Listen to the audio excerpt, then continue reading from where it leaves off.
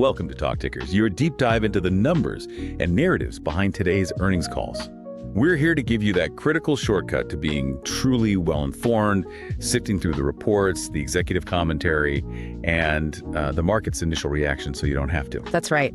Our mission is to extract the most crucial insights, dissect what they really mean for a company's future, and ultimately what those implications are for you as an informed observer. It's about getting to the part of the story. And today we're diving deep into InnovAge Holding Corp, ticker INNV. For those who might not be intimately familiar, InnovAge is a leading provider of the PACE model. That's the program of all-inclusive care for the elderly. We've just absorbed their Q4 and full fiscal year 2025 earnings call. And, well, my initial take is that this is a really complex picture, kind of painted a story of quiet transformation, maybe. What was your first impression? It was complex, you're right. The overall sentiment I'm picking up is what I'd call cautiously bullish. I mean, management expressed incredibly strong confidence, repeatedly framing FY25 as their year of delivery. Right. And the financial performance, especially on the adjusted metrics, looked quite robust. Okay. But what really makes it complex is that market reaction. The immediate after-hours reaction saw the stock dip slightly. Yeah, that's the puzzle. It suggests some investors are still weighing the whole picture, maybe seeing something different than what management's highlighting so strongly. Exactly. The divergence is fascinating. Yeah. So let's unpack those key financial highlights for our listeners, just to lay the groundwork for this story. Good idea. For Q4 fiscal year 2025, InnovAge reported revenue of $221.4 million. That actually beat consensus estimates by, what, about $1.6 million? Yeah, roughly $1.6 million, which marks an impressive 11.0% year-over-year increase. And for the full fiscal year 2025, total revenue hit $853.7 million. That's up a solid 11.8% from the previous year, so clear top-line growth there. And if you look beyond just the revenue, what's really striking is their adjusted EBITDA. Right. For Q4, it more than doubled year over year, reaching $11.3 million. That's a 5.1% margin. And, for listeners, adjusted EBITDA gives us a clearer picture of core operational profitability. It strips out some of the noise. A cleaner read on the business itself. Exactly. And seeing that more than double, that's pretty significant. And the full year. Even more dramatic, actually. Full year adjusted EBITDA hit $34.5 million. That's over a twofold increase from the prior year. It also surpassed the high end of their own guidance, landing at a 4.0% margin for the year. So strong operational profitability improvement. They also delivered a GAAP EPS beat for Q4, coming in at negative 0.01 cents per share. That was a penny better than the consensus estimate of negative 0.02 cents. A small beat, but still a beat on that GAAP line. And importantly, their participant census grew.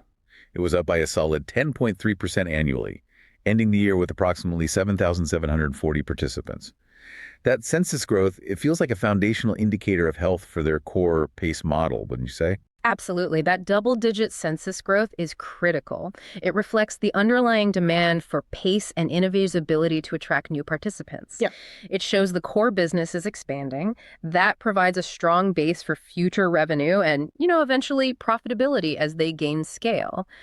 But like you hinted, it's just one piece. The narrative around how they achieve these numbers is just as important. Okay, so the numbers tell one story, but what was management saying? What was the overriding theme they really wanted to impress upon listeners? So I kept hearing about a year of delivery. That's it, exactly. And the real insight isn't just what they delivered, but maybe how they framed it. Okay. The CEO highlighted FY25 as a strong year, defined by, responsible growth, financial discipline, clinical performance, and compliance execution. Now, this isn't just a list of buzzwords. No. It feels like a strategic pivot, especially after past regulatory challenges, some significant issues they had. This year of delivery is their statement to the market. It's like saying, we've not only cleaned house, but we're now operating with a precision and discipline that fundamentally changes our future growth story. Right, setting a new baseline. Yes. They specifically noted expanding margins, improving clinical outcomes, and they gave evidence like reduced inpatient admissions, fewer ER visits, less short-stay nursing facility visits. Okay, concrete examples. Yeah. Plus, driving that double-digit revenue growth we saw, improving operating leverage, and achieving sustained positive adjusted EBITDA. It's a comprehensive claim they're making. That is a huge claim, especially considering their history. Yeah. And to that point, one detail really jumped out at me is potentially, a game changer maybe. They closed the year with no material compliance deficiencies. Yes. For a company that's faced significant regulatory hurdles in the past, that's not just an achievement, it feels like a declaration. It absolutely is. It signals a much tighter operating cadence, a clear turnaround. For investors, this isn't just, checking a box. It instills confidence that the operational foundation is finally solid enough to support future growth without the risk of those past setbacks recurring. It frees them up. Exactly. It frees them up to think strategically about expansion, about growth. Okay, so with compliance seemingly solid now, the next logical question is, how do they plan to grow from here? And that brings us to their strategic growth initiatives, particularly those joint ventures. Precisely. Their big marquee move was forming that joint venture with Tampa General Hospital. It's for a new pay center, a substantial facility, 35,000 square feet, capacity for about 1,300 seniors. That's significant scale. It is, and it's not just a one-off. It builds on their existing partnership with Orlando Health. What's fascinating here is they seem to be establishing a repeatable template. A model for future growth. Exactly. A template for future health system collaborations. The strategy seems to be expanding regional reach, strengthening their provider networks by aligning with major hospitals, and ultimately connecting more eligible seniors with PACE. Yeah. It's a smart way to scale, potentially without taking on all the capital risks themselves. What they keep emphasizing, and you hear this a lot from them, is their core belief that PACE is different. They argue their integrated high-touch PACE model gives them a unique advantage in today's complex healthcare environment. They highlighted that something like 40% of their total cost of care is delivered directly in their centers by their own employees, Right. which gives them substantial control over ordering the remaining 60% of external care. Is that just marketing spin, or is there a fundamental advantage there that truly sets them apart in managing costs? That's a fair question, and I'd argue it's much more than just marketing talk. This integrated approach, it seems crucial for managing costs and utilization, especially in the inflationary medical cost environment we're in right now. Yeah, that's a tough environment. By directly providing so much care and controlling the rest, they have a powerful lever. A lever to drive efficiency and ensure quality. It really does seem to set them apart from more fragmented care models. And they're pushing for more. Yeah. What's more, they're actively advocating for broadening PACE's role. They mentioned a potential Medicare-only option. This could expand access to seniors earlier in their care journey, leverage their existing infrastructure better, and maybe even delay Medicaid enrollment or nursing home placement. That's a win for everyone involved, potentially. That makes a lot of sense, especially thinking about the rising costs of senior care. Yeah. Let's pivot to their operational and financial performance deep dive, because this is where we see if that cost control argument holds water. Right, where the rubber meets the road. They saw an improvement in center-level contribution margin. It hit 18.0% for fiscal year 2025, up 70 basis points. That's 0.7% from FY24. And they expect more progress there. How are they actually driving that margin expansion? Well, a big part of it comes from cost efficiency. Get this. While external provider costs increased 7% for the full year, mostly because they had more participants for more months, there was critically a decrease in cost per participant. Okay, that's the key metric. That is key. It means they're not just growing, they're getting more efficient with each new participant they bring on. So they're scaling effectively. What drove that decrease in cost per participant then? It was attributed to a few things. Reduced utilization across key areas. Yeah. Inpatient stays, assisted living, nursing facilities, ER visits. That speaks to the effectiveness of their integrated care model working as intended. Proactive care paying off. Seems like it. But crucially, it was also significantly boosted by the transition to in-house pharmacy services. Right, you mentioned that earlier. This in-house pharmacy initiative is a major operational improvement. Think of it like a restaurant bringing its baking in-house, right? Suddenly you control quality, costs, the whole supply chain much more tightly. More control. Exactly. They expect this to give them more control over fulfillment, improve medication adherence, which is huge for outcomes, enhance those outcomes, streamline logistics, and generate substantial future cost savings. It's a really smart operational move. That makes perfect sense. Now let's touch on G&A, general and administrative expenses. Those were up for FY25, but largely due to a specific item, right? A $10.1 million accrual for a securities class action lawsuit settlement. Yeah, a significant one-time hit. But setting that aside, they also made strategic investments in employee compensation, partly to support compliance and build capabilities. Those were partially offset by cuts in consulting and insurance costs. And in Q4 specifically, G&A saw a big drop, reflecting that Q3 lawsuit accrual. So outside of the legal hit, it seems like they're managing G&A pretty thoughtfully. They certainly seem to be. It looks like controlled spending, aside from that lawsuit accrual. And moving past that, let's look ahead to fiscal year 2026. The guidance offers a pretty robust outlook, continuing this narrative of focused profitability. Okay, what are the numbers? They're projecting revenue between $900 million and $950 million. Adjusted EBITDA of $56 million to $65 million. And a participant census of 7,900 to 8,100. Okay. Management expects profitability to build throughout the year, and they reaffirm that long-term goal. Achieving 8-9% adjusted EBITDA margins in the next few years, that's still a bold target. It is, especially when you factor in some of the, let's call them strategic trade-offs they're making. Here's an interesting nuance they highlighted. They expect a headwind in the first half of FY26 for net census. Right. This is due to a redesigned eligibility enrollment system. It allows for quicker disenrollment of participants who lose Medicaid coverage and can't get it back. Now, for you listening, this might sound concerning, a potential drop in numbers, but management framed this as a strategic decision, didn't they? Absolutely. And this is crucial context to understand. Yeah. While it creates a headwind for net census, management emphasized that gross enrollment growth trends remain strong. So people are still signing up at a good rate. Exactly. They explicitly stated this is a strategic decision.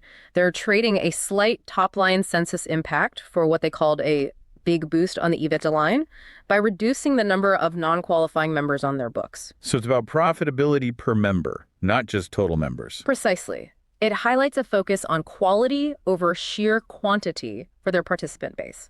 Prioritizing profitable members, it's a calculated move, really, to optimize financial performance. That reframes it entirely. It's not a failure to attract members, it's a purposeful refinement of their participant pool. What other headwinds are they navigating? Well, also on the Medicare front, there's that payment model shift, moving from the B22 model to B28. This will be phased in annually starting January 1, 2026 through 2029.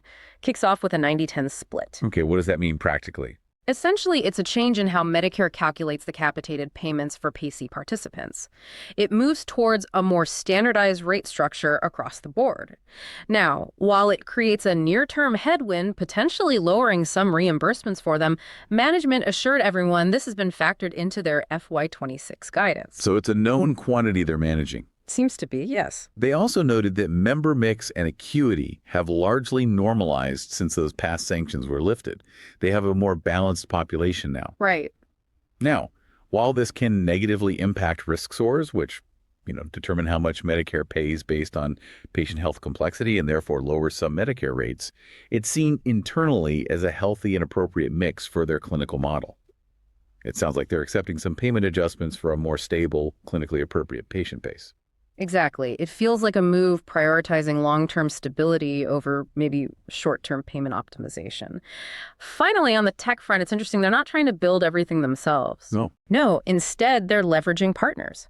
Big names like Epic, Oracle, Salesforce, using their AI and automation tools to drive efficiency and accuracy in clinical care, business processes, compliance, enrollment, all that stuff. Smart not to reinvent the wheel there. Yeah, it lets them focus on their core competency, which is delivering the PAYC model, while using best-in-class tech to support it. Okay, so let's pull this together. We've got strong financials on adjusted metrics, a clear strategic narrative emerging, compliance issues seemingly behind them, and these thoughtful growth and cost control initiatives, like the in-house pharmacy.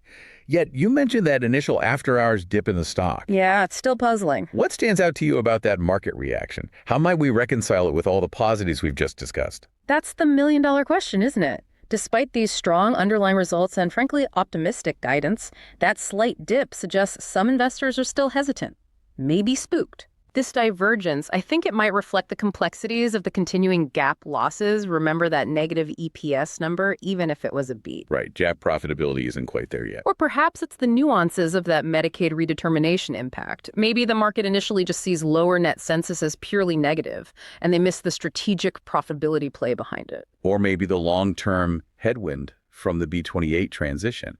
Even if it's factored into guidance, maybe it gives some investors pause. Could be that too. It really makes you think about how different investors weigh these various factors, short-term versus long-term, top line versus bottom line. Fascinating. And looking at the broader context, the U.S. healthcare sector, it's seen a modest rebound recently. The XLV ETF, for instance, is up about 6.5% over the last month. InnovAge's own stock has been active, up nearly 29% last month, 12% over 3 months, but still down significantly, about 31% over the past year. So it's been a volatile ride for shareholders. It really has. Key catalysts for future performance, I think, will include the upcoming quarterly checks against their FY26 guidance. How are they tracking? Milestones for that Tampa JV ramp-up will be important, too. Any new partnerships? Yeah, the potential for additional health system partnerships like Tampa, and obviously any changes in payer and Medicare rates will matter. But at the end of the day, sustained execution against those census and adjusted EBITDA targets is absolutely crucial. That's what they need to stabilize and potentially improve their multiple, moving towards that ambitious 8-9% adjusted EBITDA margin goal. Okay, time for our favorite segment. Before we pitch some ideas, just the usual reminder. This is for informational and entertainment purposes only. This is not financial advice, and you should always do your own research before making any investment decisions. Got it. Absolutely. Okay, pitch number 1. The contrarian dip buy on strategic rationalization. Ooh, I like the sound of that. Let's lean into that immediate after-hours dip as a potential overreaction. The market might be overly focused on the net census headwind from Medicaid redeterminations, completely missing management's explicit statement that this is strategic. But for the big boost on the EBITDA line. Exactly. So this could present a short-term buying opportunity for those willing to look past the initial noise, understand the context, and focus on the improving underlying profitability story. It's a classic contrarian play, betting the market got the interpretation wrong initially. Okay, interesting. Here's another angle, maybe a longer-term conviction play. Yeah. Long-term conviction on margin expansion and PACE model differentiation. Tell me more. Given InnovAge's stated confidence, they seem pretty sure about it in achieving those 8-9% adjusted EBITDA margins in the next few years. Which would be a huge step up. Huge. And given their unique PACE's different argument, coupled with a now proven ability to manage costs and utilization effectively, maybe a longer-term bullish stance is warranted. Okay. The stock is still way down year over year, even with the recent rally. So a bet on continued operational discipline, those strategic JVs scaling up, the in-house pharmacy delivering savings, maybe technology integration paying off. You could see the stock recover, maybe even exceed previous highs as GAAP profitability becomes more visible down the line. So a thesis built on the transformation story they've laid out, and crucially, their ability to actually execute against it over the next few years. Exactly. Okay, so to recap for everyone, InnovAge looks like a company that's executing on its commitments after some tough times. They're making strategic growth moves, especially with these joint ventures. They seem to be navigating complex regulatory environments with this unique integrated care model.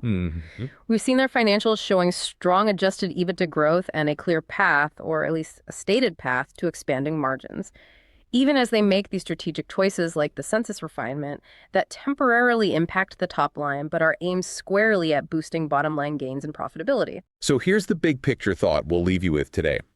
InnovAge clearly believes its PACE model offers a sustainable, high-quality solution in senior care. They're actively advocating for its broader role. The question is, could their PACE's different narrative truly position them as a blueprint for the future of value-based healthcare? And if so, what would that actually mean for their long-term value creation, especially in an aging society where these kinds of solutions are desperately needed? Something to think about. We encourage you, as always, to keep digging into companies like InnovAge, understand the full strategic context behind the numbers. And join us next time for another deep dive on Talk Tickers.